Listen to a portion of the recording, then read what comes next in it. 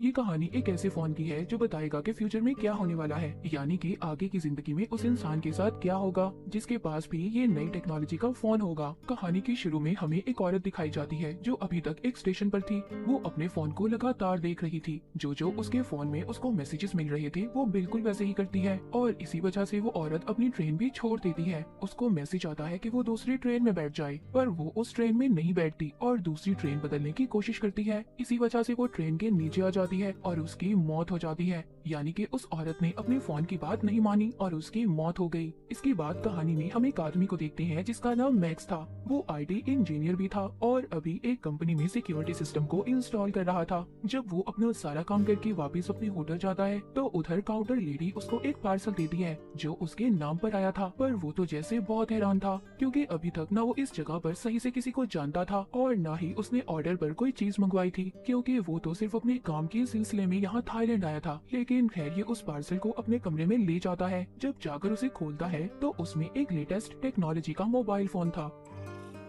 उस फोन पर जीजीटी की ब्रांडिंग थी, मतलब इस कंपनी ने इस फोन को बनाया था। वो हैरान था कि ऐसी तो कोई कंपनी मार्केट में नहीं है। खैर कुछ टाइम के बाद उसी मोबाइल फोन पर मैसेज आता है कि उसे आज रात और इसी होटल में रुक जाना चाहिए क्योंकि कल इस होटल में लोगों को खास किस्म का डिस्काउंट दिया जाएगा। मैक्स को ये आइडिया बहुत अच्छा लगता है क्योंकि एक दिन और रुककर वो थाईलैंड घूमना चाहता था, इसीलिए वो एक और रात के लिए कमरा रहने के लिए ले लेता है और अगली सुबह की फ्लाइट को भी वो कैंसिल कर देता है। जब मैक्स यहाँ पर रुककर घूम रहा था, एंजॉय कर रहा था, तभी वो खबर सुनता है कि जिस प्लेन में वो जाने वाला था वो आज के दिन क्रैश हो चुका था, उसका एक्सीडेंट हो गया था। मैक्स ये खबर सुनकर शुक्र करता है कि वो आज वापस नहीं गया और अपने आप को खुश नसीब भी मानता है। अब दोबारा से उसको फोन पर मैसेज आता है कि अगर तुम अमीर होना चाहते हो तो तुम्हें एक स्टॉक को खरीदना होगा, पर वो इस बात पर ध्यान नहीं देता और उस मैसेज को डिलीट कर देता है। पर जब वो अपने कमरे में था तो वो टीवी पर खबर सुनता है जिस स्टॉक को खरीदने का मैसेज उसके पास आया था उसकी कीमत बढ़ गई थी। वो अब सोचता है कि पहले इस फोन की वजह से मेरी जान बची और स्टॉक वाली बात भी बिल्कुल सच थी। मैक्स ये सोचने लगा था कि शायद ये फोन हमें हमारे कल के बारे में बताता है कि आगे हम लोगों के साथ क्या होने वाला है या फिर आगे हम क्या कर सकते हैं। तभी इसको दोबारा से मैसेज आता है कि उसे दूसरे शहर चले जाना चाहिए। मैक्स भी फोन पर यकीन करने लगा था और दूसरे शहर चला जाता है। वहाँ पर पहुंचकर एयरपोर्ट के बाहर उसको एक टैक्सी ड्राइवर मिलता है जो उसको कम पैसों में उसके होटल ले जाने के लिए तैयार था। वो टैक्सी ड्राइवर जब मैक्स को ले जा रहा था तभी उसकी नजर फोन पर पड़ती है। उसे देखकर काफी हैरान होता है। कहता है तुम्हारे फोन की टेक्नोलॉजी कितनी नई है, मैंने तो ऐसा फोन देखा ही नहीं और ना ही कभी ऐसे फोन के बारे में सुना है। वो टैक्सी ड्राइवर मैक्स को अपना कार्ड देता है और बताता है कि वो एक टेली कम्युनिस्ट है जो टेक्नोलॉजी की नई नई चीजें बनाता है। ऐसे ही बातें करते हुए मैक्स अपने होटल पहुंच गया था जहां पर फोन ने इसे आने के लिए कहा था। वहां पर पहुंचते ही उसे दोबारा से मैसेज आता है कि कसिनो में जाकर उसे खेलना चाहिए। मैक्स भी ऐसा ही करता है। मैक्स को कसिनो के खेल का ज्यादा नहीं पता था, इसलिए वो उस मशीन तक जाता है जिसके बारे में इसे फोन पर मैसेज आया था, पर वहाँ पर पहले ही एक आदमी बैठा खेल रहा था। तभी मैक्स को दोबारा मैसेज आता है कि इस मशीन पर जैकपॉट लगने वाला है। वो अब उस आदमी को उस मशीन पर से हटाने के लिए ढेर सारे पैसे देता है जिससे कि वो इस मशीन से हट जाए और ऐसा ही होता है। तभी मैक्स पहले ही कोशिश में बहुत सारे पैसे जीत जाता है।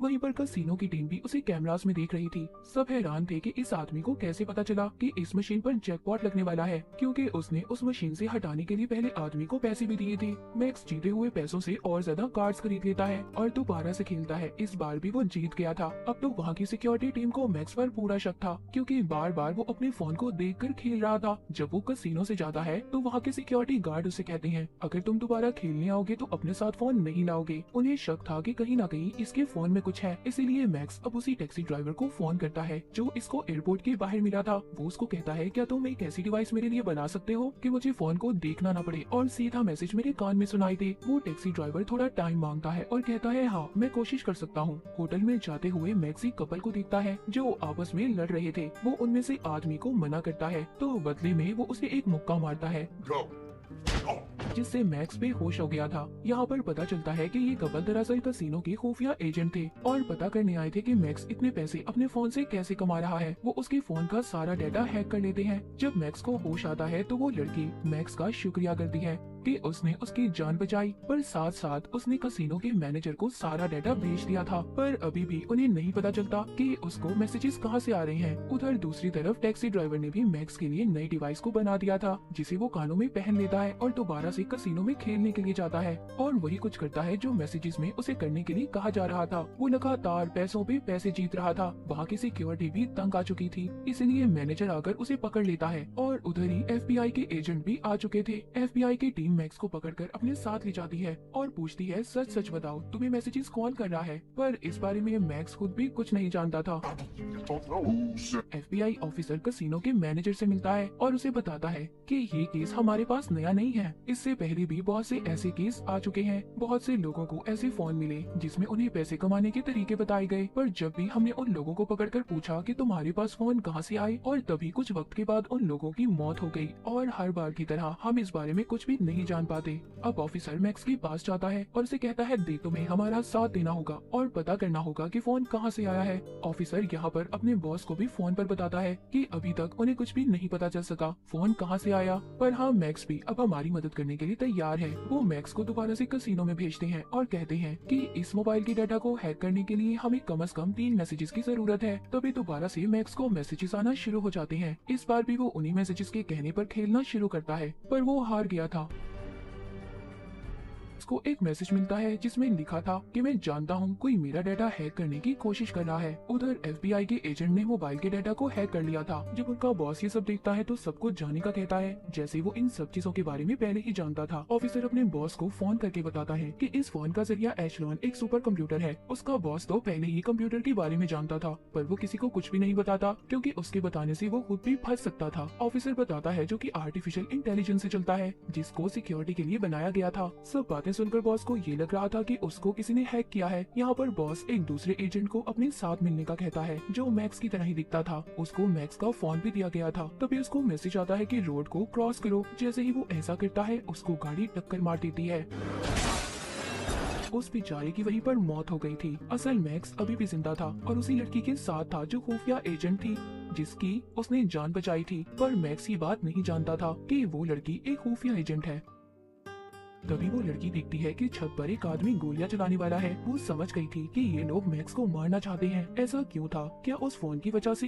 ये बात कोई भी नहीं जानता था, पर वो लड़की सबको मार देती है और मैक्स को भी बचा लेती है। अब मैक्स को पता चल चुका था कि वो लड़की जो इसके साथ रह रही थी वो एक एजेंट थी और इसके साथ प्यार करने का नाटक कर रही थी। तभी यहाँ पर हमें पता चलता है कि उन लोगों को मारने FBI के बॉस ने भेजा था। कुछ न कुछ तो जानता था वो उस मोबाइल के बारे में और उसे ऐसा लग रहा था कि मैक्स उनके बारे में काफी कुछ जान गया है, इसीलिए उन आदमियों को मरवाने भेजा था। मैक्स अब खुद भी जानना चाहता था कि ये मैसेज इस फोन पर आखिर कहां से आ रहे थे। उधर बॉस ने भी इस पर नजर रखी हुई थी। मैक्स अब टैक्सी ड्राइवर के पास जाता है जो कम्युनिस्ट था। उसको फोन देकर कहता है तुम्हें पता करना होगा कि सारे मैसेजेस कहां से आ रहे हैं। वो कहता है हाँ मैं पता तो कर लूंगा, पर इस बारे में पता करने में मुझे घंटे लग सकते हैं। जिसके बाद वो सब पता करने की कोशिश करता है। इस बार उसे सब पता चल चुका था। वो बताता है ये सारे मैसेजेस एक सुपर कंप्यूटर कर रहा है जिसको एशलॉन AI भी कहा जाता है, जो सब कुछ खुद से सोच सकता है। मैक्स को सब कुछ अजीब लग रहा था कि एक कंप्यूटर वो भी इतना कुछ कैसे कर सकता है। वो बताता है कि ये कोई आम कंप्यूटर नहीं है, ये हर तरह की मशीन को कंट्रोल में कर सकता है और इसीलिए उसने तुम्हें पहले ही बता दिया था कि तुम उस प्लेन में मत जाओ कि वो क्रैश होने वाला है। वो कहता है कि ये कंप्यूटर इतना स्मार्ट है कि हर तरह की मशीन के बारे में पता कर सकता है। जब वो ये सब बता ही रहा था तभी उधर कुछ आदमी आ जाते हैं जो मैक्स को मारने आए थे। वो यहाँ से जल्दी से गाड़ी में बैठकर चले जाते हैं। उनका पीछा FBI के एजेंट कर रहे थे, पर मैक्स उनमें से एक ऑफिसर को पकड़ लेता है। अब वो मैक्स को सारी सच्चाई बताता है। कहता है कि हम तुम्हें इसलिए मारना चाहते थे ताकि उस कंप्यूटर का राज किसी और को पता न चल सके जिसको हमने ही बनाया है, पर अब वो खुद से काम कर रहा है जो खतरा बन सकता है, इसीलिए हम तुम्हें मारना चाहते थे ताकि इस बारे में तुम किसी को कुछ न बताओ। तभी मैक्स को मैसेज आता है। उसको उसी जगह पर जाने का कहा गया था जहाँ पर मैक्स ने सबसे पहले सिक्योरिटी सिस्टम को इंस्टॉल किया था। वहाँ पर भी वो कंप्यूटर मैक्स को कैमरे की मदद से देख रहा था और उसको यहाँ पर मैसेज आता है कि यहाँ पर जितने भी कंप्यूटर है सबको एशलॉन सुपर कंप्यूटर से कनेक्ट कर दो, जोड़ दो, जिससे वो कंप्यूटर अपडेट हो जाएगा जिसके बाद दुनिया में जितनी भी बनाई गई मशीन है सबके डेटा को कंट्रोल कर सकता है। मैक्स यहाँ पर देखता है कि सभी कंप्यूटर उस एशलॉन मशीन सुपर कंप्यूटर के कंट्रोल में थे। वो रोकने की कोशिश भी करता है पर नहीं कर पाता। हम देखते हैं उधर FBI का ऑफिसर अपने बॉस को बता रहा था हमें इस एशलॉन मशीन को यही खत्म करना होगा वरना ये सारी दुनिया के साथ साथ इंसानों को भी कंट्रोल करने लगेगी। उधर ही मैक्स सभी कंप्यूटर के सामने बैठा कह रहा था इस मशीन को बनाने का मकसद ये था कि लोगों को साइबर सिक्योरिटी दे, जैसे टेक्नोलॉजी की दुनिया में गलत काम होते हैं उससे रोक सके, न कि इंसानों को कंट्रोल करे। ये सुनते ही वो मशीन अपने सारे कामों को वहाँ के सभी कंप्यूटर के सामने लाने लग जो आज तक उसने किए थे और इसी तरह चलती चलती सारा डाटा खत्म हो जाता है। वो मशीन खुद से ही शट डाउन बंद हो जाती है क्योंकि कंप्यूटर भी समझ चुका था कि वो लोगों के लिए खतरा बनता जा रहा है, इसीलिए वो खुद से ही बंद हो गया था। तभी इधर FBI की टीम आकर मैक्स को गिरफ्तार कर लेती है पर कुछ वक्त के लिए फिर उसे छोड़ दिया जाता है। मूवी के आखिर में हमें ये भी पता चलता है कि वो टैक्सी ड्राइवर दरअसल एक कैप्टन था जो इसी मिशन पर काम कर रहा था। उसने एशलॉन सुपर कंप्यूटर को बंद करवाना था। तो बाज दफा हमारी जिंदगी में कुछ ऐसी चीजें आती हैं जिसको बनाते तो हम फायदा पहुंचाने के लिए हैं पर वो हमारे लिए नुकसानदेह साबित होती हैं। तो हमें हर चीज का उतना ही इस्तेमाल करना चाहिए जितनी उसकी जरूरत हो। जरूरत से ज्यादा चीजों को इस्तेमाल करना हमारे लिए खतरा हो सकता है, जैसे कि मोबाइल फोन या फिर कोई भी नई टेक्नोलॉजी की चीज। और इसी मैसेज के साथ ये मूवी यहीं पर खत्म हो जाती है।